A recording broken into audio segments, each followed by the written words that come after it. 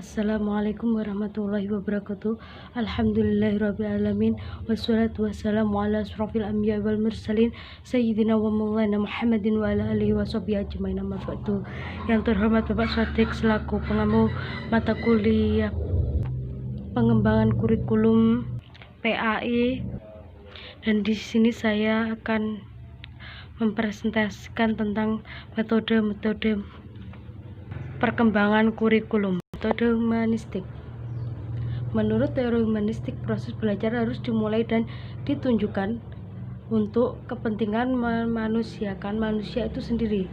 Oleh sebab itu, teori belajar humanistik sifatnya lebih abstrak dan lebih mendekati bidang kajian filsafat, teori kepribadian, dan psikoterapi daripada bidang kajian psikologi belajar. Teori humanistik daripada proses belajar untuk sendiri, serta lebih banyak berbicara tentang konsep-konsep pendidikan untuk membentuk manusia yang dicita-citakan serta tentang proses belajar dalam bentuk yang paling ideal.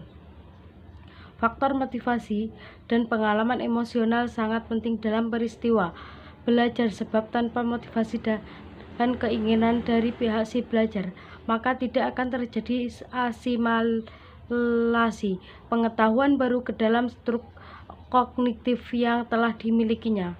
Teori humanistik berpendapat bahwa teori belajar atau apapun dapat dimanfaatkan asal tujuannya untuk memanusiakan manusia, yaitu mencapai aktualisasi diri, pemahaman diri, serta realisasi diri orang yang belajar serta optimal.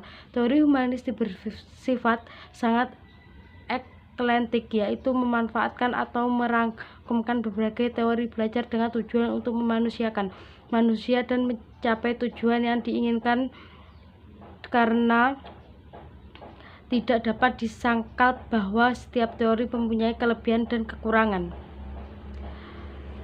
Di antara banyak tokoh penganut aliran humanistik, diantaranya sebagai berikut. 1. Klopp.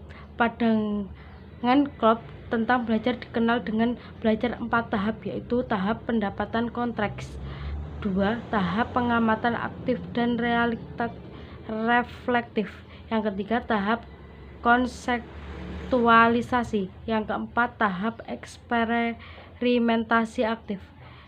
2. Honi dan Mufrad. Honi dan Mufrad menggolongkan orang yang belajar ke dalam 4 macam golongan, yaitu kelompok aktivi, 2 kelompok reflektor, yang ketiga kelompok teoris, yang keempat kelompok pragmatis. Habermas. Menurut Habermas, belajar baru akan terjadi jika ada interaksi antara individu dengan lingkungannya, yaitu ada 3 macam, yaitu belajar teknis, 2 belajar praktis, yang ketiga belajar emansipatoris. Bloom dan Kolb lebih menekankan perhatian pada apa yang mesti dikuasai oleh individu sebagai tujuan belajar.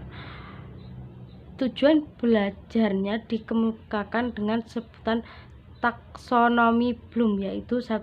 Dominan kognitif terdiri atas 6 tingkat, yaitu pengetahuan, pemahaman, aplikasi, analisis, sintesis. Yang keenam, evaluasi. Domain psikomotor terdiri atas 5 tingkatan: peniruan, penggunaan, ketetapan, perangkaian, naturalisasi. Dan event terdiri dari 5 tingkatan, yaitu pengalaman, merespon, penghargaan, pengorganisasian, dan pengalaman.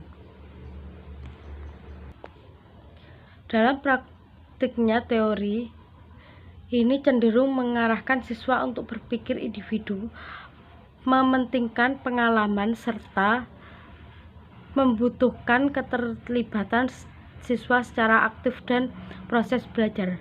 Sekian dari kelompok kami. Apabila ada kurang lebihnya, kami mohon maaf yang sebesar-besarnya.